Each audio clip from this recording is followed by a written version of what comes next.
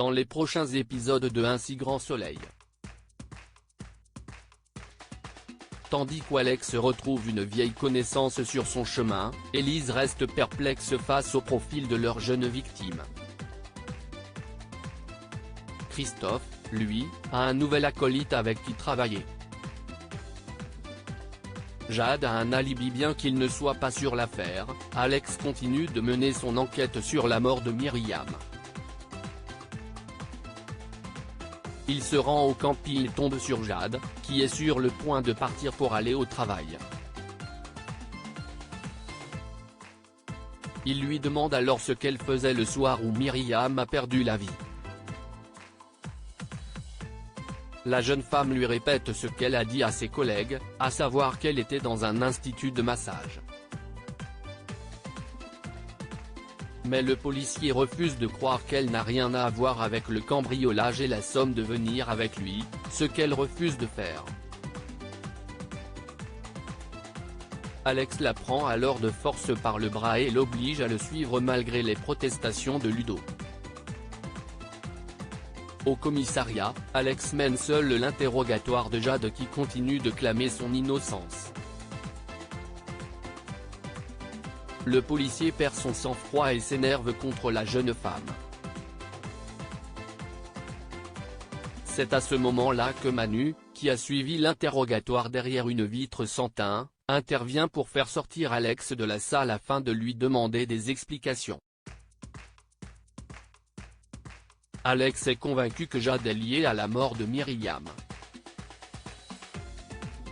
Manu tente de démontrer à son collègue et ami que sa théorie n'est pas plausible. Il est persuadé que Jade ne se serait pas fait engager sous son propre nom pour commettre un cambriolage 2 jours plus tard. Manu demande alors à Alex de lâcher l'affaire et de le laisser enquêter. Le policier relâche ensuite Jade et lui présente ses excuses. Le lendemain, Louis rend visite à son père car celui-ci ne répond pas à ses appels.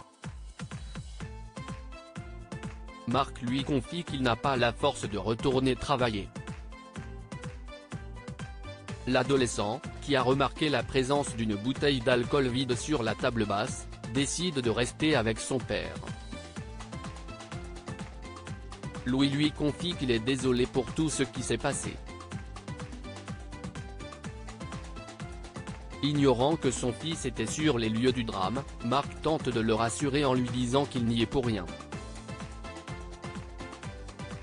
Et comme il ne veut pas que son fils le voie dans cet état, il demande à Louis de retourner chez sa mère. Après son départ, Marc s'effondre. De son côté, Claire reçoit un appel de Victor qui souhaite lui apporter son soutien et lui présente ses condoléances. La jeune femme se montre froide et le congédie rapidement car elle doit se rendre au commissariat. Sur place, le lieutenant Cross l'interroge sur les tensions survenues après l'accident de Jacques Moore. Claire lui explique que Louis en voulait à Myriam pour ce qui était arrivé à son grand-père, mais elle écarte l'idée qu'il ait pu se venger. Léonore sent que son fils lui cache quelque chose et elle l'incite à se confier.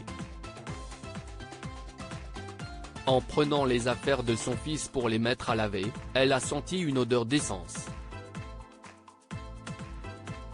Louis lui explique qu'il a fait un feu sur la plage avec Kira et qu'il a renversé de l'essence à briquet sur lui. Il continue de lui assurer qu'il ne cache rien.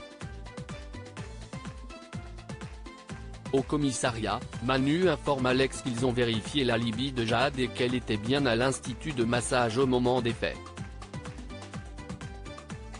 Même s'ils ont des images de vidéosurveillance pour le prouver, Alex refuse de croire qu'elle est innocente. Il reste persuadé qu'elle les manipule. Manu somme son ami de lâcher l'affaire et lui jure qu'il va retrouver le coupable.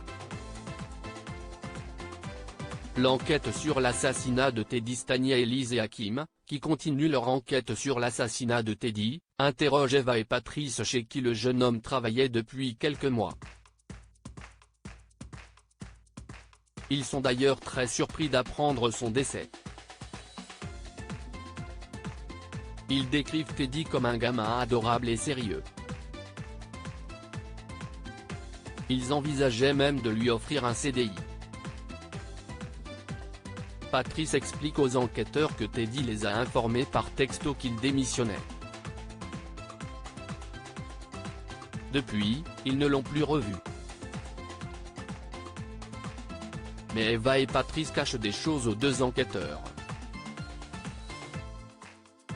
Patrice est en effet souffrant et a rendez-vous à l'hôpital.